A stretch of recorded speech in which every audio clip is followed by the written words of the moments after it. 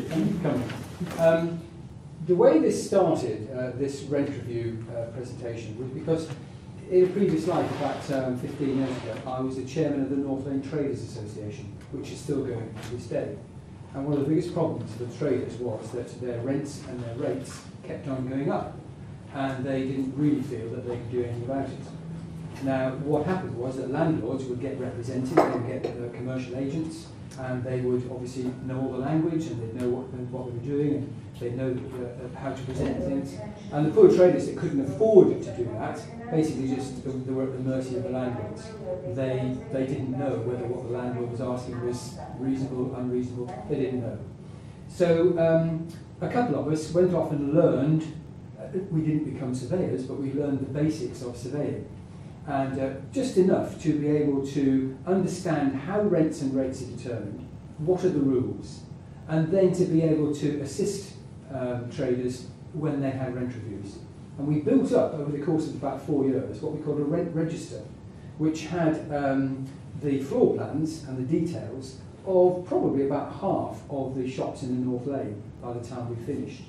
And we were able to use that then when people had when they had rent reviews, they could come to us, we could measure up their shops, we could find out what the going rate was from our rent register, and then we could tell them what they should be paying. And for a long time, it kept the rent reasonably low. Sadly, that rent register sort of fell into, I wouldn't say disrepair, but disuse, I suppose, because it is very time consuming to go out and actually measure up people's shops, prepare the material, do the research. But if there's no reason why you can't do it yourself. Now, what I'm going to show you tonight is the basics of the rent review process. And at the end of it, you should be able to get an idea of what your rent is, what it should be, and what the going rate for a rent in the street is. You're not going to come out of this being experts in, in surveying commercial agent fact law, because in 2 hours you can't do it. Now, I'll try and keep this to about just over an hour and a quarter, because nobody listens to anything for more than about an hour and a quarter, I don't think. So, what is a rent review? Very misunderstood term. First of all, if a lease is within the 1954 Landlord and Tenant Act, then probably it will have a clause in it which says that the rent will be reviewed at intervals. How long those intervals are just depends. It will say it in the lease. Be quite specific about it. And normally it's either 3, 4 or 5 years, normally. If it's 3 years, that's considered to be so onerous on the tenant that actually you're entitled to a 5% reduction in your rent. Now, very old leases often have 3-year rent reviews, but very often that 5% reduction is not applied because the tenant doesn't know that it's entitled to it and never asks for it. A 3-year review is so onerous because it can often take a year to actually negotiate a rent review. So by the time you've negotiated and got it fixed, you then have 1 year before you've got to start thinking about renegotiating again. So generally, if you're signing new leases, you definitely want to go for as long as possible. And 5 years has now become the norm. Basically, what that means, that rent review clause, it will usually say that the rent can be upwards only, which means it can't go down in theory, although towards the end of the presentation, I'll show you how you can actually get your rent to go down, even though your lease might say it can't. Now, how often it goes up, or how often it is reviewed, depends on the lease. But how much it goes up by is not a matter of the landlord plucking a figure out of the air, although very often they do. It has to be based on evidence. And if it isn't based on evidence, then it cannot go up. Now, what is that evidence? Basically, it's what other people are paying. It's what other people in your street are paying. That's the evidence. So, the best possible evidence for your rent is a recent rent settlement in a comparable property, i.e. one that is pretty much the same as yours, in the same street. So if you've got Tesco's in your street, and they settle a rent review, and you've got a little shop of 300 square foot, that's not comparable, and the two can't be compared. If there's another shop in the next street that's comparable to yours, the next street is a bit too far away, really, unless there is no evidence in your street. The best evidence, if you like, is from a new lease between a willing tenant and a willing landlord. So this is where some of you have got leases coming up for renewal. That's the time when actually Everything that went before is scrapped. All the, the fact that you were paying £20 a square foot or £5,000 a year or £20,000 a year, that means nothing. It's all renegotiated. You have an absolute right to renegotiate the lease, to have a new lease, if that lease is within the Landlord and Tenant Act. So you've got security of tenure. You can actually say to the landlord, I want to renew my lease. He cannot say to you, well, I want my shop back, unless he's going to use it himself, or unless he's going to redevelop the entire block that your shop is in. Now, this puts you in a very strong position, but you may not actually be up for renewal of a lease, you may just be up for a review. Well, what other people have paid at review in the same street for comparable properties is the next best evidence. There may well be nobody in your street that's renewing a lease, but there's almost certainly going to be somebody that's having a review. Now, if there is no property in your street that's either got a review or a renewal, then you have to start to look further afield. But probably the next street is about as far as you would want to go. You certainly couldn't say, for instance, if you're in Trafalgar Street, oh, well, there's a shop reviewed in Kensington Gardens, and that got X amount, and that's comparable. It's too far away. In a shop like Trafalgar, in a street like Trafalgar Street, it's very unlikely that there is not a reasonably recent review. And by reasonably recent, I mean within the last 6 months. Right, so how are rents actually determined? It depends on a number of things. One of them is the area of your shop floor. How big is your shop floor? How many square feet is it, or how many square metres?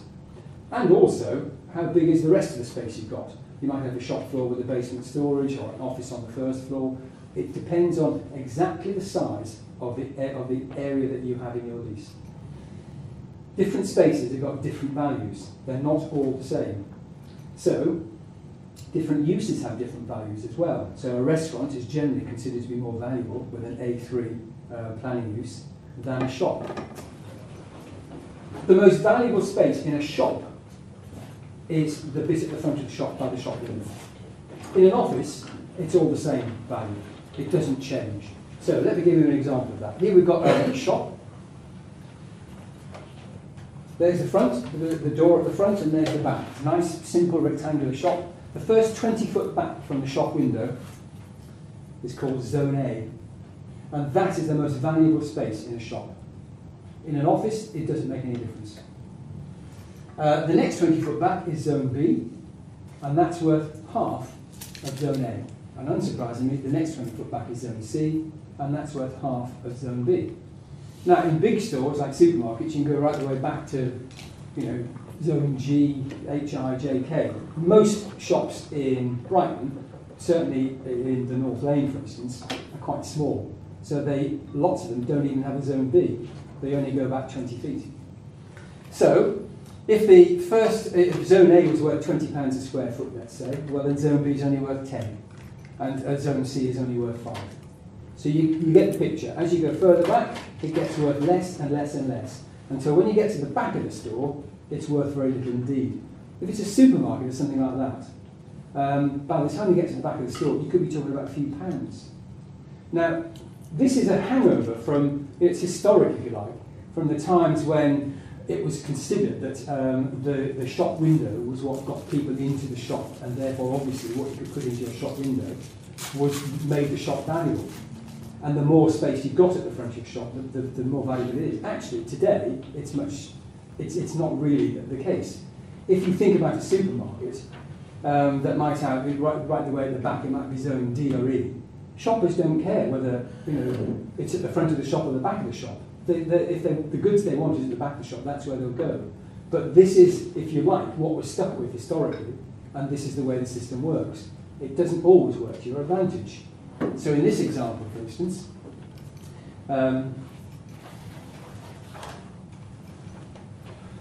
that first 20 foot of the shop is 20 foot wide, so it's quite simply 20 by 20. So there's 400 square feet of Zone A. The next 20 foot back, and if that was worth £20 a square foot, then that would be £8,000. So it's just 400 times 20. The next 20 foot back is Zone B. It's also 400 because it's 20 foot by 20 foot. That's only worth half, so that's only worth £4,000.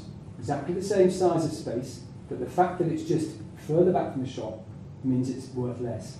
And then the last 20 foot, zone C, it's worth half of zone B, and that makes it £2,000. So that shop would have a rental value of £14,000 per annum. Now, you need to be able to know what you're paying for your shop per square foot so that you can compare it to other shops. Let me explain that a little bit. Different shops are obviously different shapes. If you've got in a street a shop that's got a brand new lease, signed today, that sets a precedent for the street. You need to know what they're paying. But it's no use them saying, well, I'm paying £30,000 a year. Because their shop's a different shape to yours. It might be bigger, it might be smaller. You need to know what they're paying per square foot. But you can see that different parts of the shop are worth different values. So you can't just measure the shop and divide the rent by the total area, because they don't all have the same value. They have different amounts of zone A and different amounts of zone B. You've got to somehow get to a common denominator that allows you to compare your shop with any other shop anywhere in the world, if you like. Now, surveyors, what they do is they reduce the area of a shop to a single figure, and they say it's expressed in terms of zone A. So, let's have a look at an example. Here's a shop, very different. Here's an entire street of shops. Every one of them, if you look at it, there's Gardner Street, they're all exactly the same depth because they're bounded by Gardner Street on one side and Orangery on the back. But if you look at these shops at this end, you can see that they're all different shapes. These are yards. These are actually outside areas. So the shop itself isn't a rectangle. Every one is a different shape. You've got to somehow be able to compare one shape with another and come up with a common figure. This is how they do it. There's our shop again, front and back. You can see the entrance here. It's 20 foot wide again and 60 foot deep. The first 20 by 20 is zone A. That's 400 square feet. The second one is also 400 square feet, but we know that that's only worth half of zone A. So what you do is you divide 400 by 2. Divided by 2, because it's only worth half, and it comes out to 200 square feet. Zone C is exactly the same, it's 400 square feet, but it's only worth half of zone B. So divide that by 4. In other words, zone A is the most expensive. Zone C is only worth a quarter of zone A, so divide it by 4. You come up with 100 square feet. So in terms of zone A square feet, zone A units, this shop has got 700 square feet in terms of zone A. In other words, 400 plus 200 plus 100. Did you get that? So, this is what surveyors use to compare one shop with another, because they don't say this shop actually has got 60 foot by 20 foot. That's its area. But in terms of zone A square feet, or zone A units, it's only got 700 square feet.